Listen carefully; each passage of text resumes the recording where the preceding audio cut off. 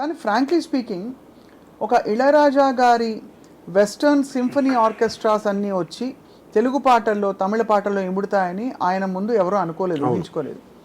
అలాగా ఇప్పుడు ఈ కొత్త ఛాలెంజ్ వచ్చినప్పుడు ఏఐ ఇంత ఫాస్ట్గా ఇంత బాగా ఫట్ ఫట్ ఫట్ చేసేస్తుంది అన్నప్పుడు మేబీ ఎవరు విని ఎరగని ఒక సంగీతం కొత్తగా పుట్టుకొస్తుందన్న పాసిబిలిటీ లేదంటే అది అంటున్నాను. ఆ పాసిబిలిటీ ఉట్టి మీకు ఇదే చేస్తుంది, మనీ చేయలేడు అంటలేదు. ఇప్పుడు ఇది కూడా ఒక మ్యూజిక్ డైరెక్టర్, ఇది కూడా మ్యూజిక్ డైరెక్టర్ అంటే ఇది ఒక హైబ్రిడ్ మోడల్లో ఉంది.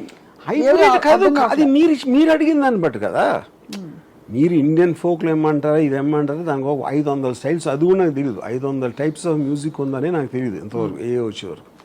కానీ అప్పుడు మీరు ఇచ్చిన ప్రాంప్ట్ బట్టి చేస్తుంది, అది చేయట్లా. అవును, సపోజ్ మీరు ఇళయరాజా గారు లాంటి పాట కావాలంటే ఇస్తుందా, రాజా సార్ లాంటి పాట? I don't know if you can mention names, ఎందుకంటే that might come under copyright infringement.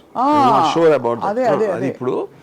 కానీ ద పాయింట్ ఏంటంటే ఇది మ్యూజిక్ డైరెక్టర్ ఎలా ఆలోచిస్తారో అలా ఆలోచిస్తుంది.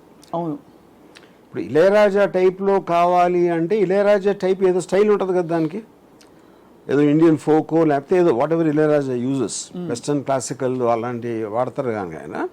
అప్పుడు మీరు ఇళయరాజా అనుకుండా వెస్టర్న్ క్లాసికల్ అని అన్నది. ఇళయరాజా అనేది మీకు నచ్చిన పాటలు మీ మెమరీలో ఉన్నప్పుడు వచ్చిన లేబుల్ అది. That is not a musical language.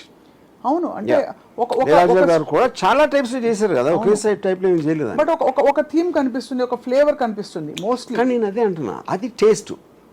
Ilaiyaraaja గారి టేస్ట్ తోటి మీరు అడిగిన టేస్ట్ లోంచి వస్తుంది. Same thing happens here also. ఇప్పుడు దానికి టేస్ట్ లేదు. Artificial intelligence doesn't have a preferential music.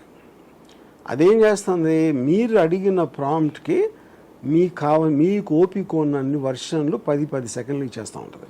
దీనికి మీ బుర్ర మరింత పదునుగా ఇదే కాకుండా ఇంకోటి ఏంటంటే, ఇప్పుడు మీకు లిరిక్ ఇప్పుడు ఈ మన తెలుగులో కూడా చేస్తుంది అది. I'm not very well versed with that. ఇప్పుడు ఇంగ్లీష్లో నేను ఒక హుక్ లైన్ ఇచ్చాను అనుకోండి, జస్ట్ ఒక హుక్ లైన్ ఇచ్చి దీని మీద లిరిక్స్ రాయమంటే లిరిక్స్ రాస్తాను. సాహిత్యము, సంగీతము, గానము, ఆ లిరిక్స్ ఇచ్చేసిన తర్వాత దాన్ని జనరేట్ అంటే మ్యూజిక్ వచ్చేస్తాను. అప్పుడు ఏంటి, మీకు లిరిక్ రైటర్ పని పోయింది, మొత్తం అందరి పనులు పోయి. అప్పుడు ఏంటి, లిరిక్ సీతారామ శాస్త్రి లాగా రాయగలుగుతుందా అని అడిగారు అనుకోండి క్వశ్చన్. సీతారామ శాస్త్రి కూడా సేమ్ ఇళయరాజా గారి టైప్లో ఆయన పాటలు విని మనం ఫిక్స్ అయిపోయాం ఆయన బ్రాండ్ గురించి. అవునంతే, ఇక్కడ దీనికి బ్రాండ్ లేదు. అది కాపీరైట్ అడగట్లా, అది తీసుకోవట్లేదు. నేను ఫలానా నా పేరు ఏంటి బాగా అని చెప్పట్లేదు.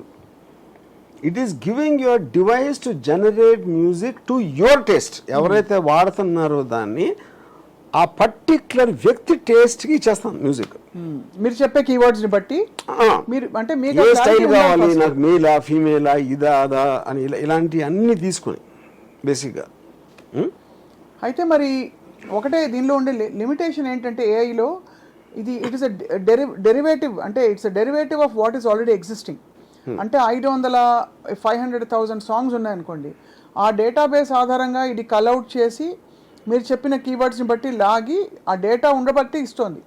కొత్తగా పుట్టుకొచ్చే ఇప్పుడు అది సేమ్ థింగ్ మనకి. ఇప్పుడు for example mid journey, stable diffusion అనే వాటిలో వాళ్ళు ఫోటోగ్రాఫ్స్, పెయింటింగ్స్ అన్నీ ఫీడ్ చేసి దాని నుంచి వచ్చిందని ఉంది.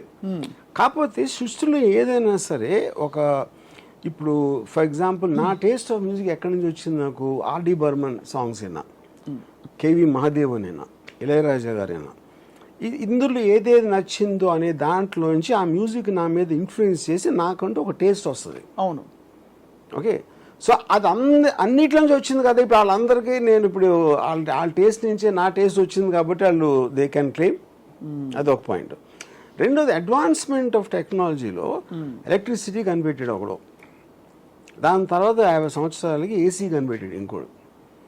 అప్పుడు ఏసీ కంపెనీ దగ్గరికి ఫస్ట్ కనిపెట్టినోడు నా ఎలక్ట్రిసిటీ లేకపోతే నీకు ఏసీ ఉండేది కాదు కదా, అందుకని నాకు నా వాటర్ నాకు కావాలంటే అది అడ్వాన్స్మెంట్ అయిపోతుంది కదా.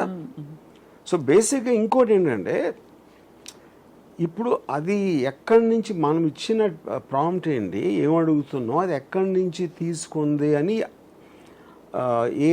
చేసిన వాళ్ళు కూడా తెలియదు.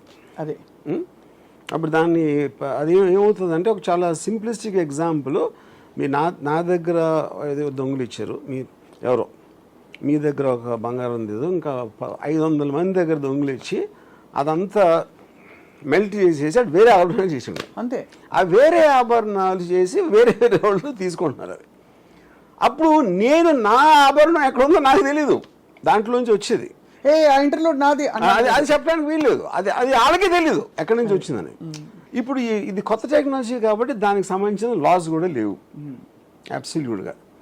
ఇప్పుడు ప్రతి మనిషి మీకున్న నాలెడ్జ్ మొత్తం కూడా ఏదో బుక్కో ఎవడో ఏదో అన్నాడు, లేకపోతే ఇది ఎక్కడో చూశారు, ఏదో ఒక సోర్స్ నుంచి వస్తుంది కదా మీకు వచ్చిన నాలెడ్జ్, ఐక్యూ లెవెల్ కానీ everything is a sum total of what you gathered over a period of time. Everything అదే.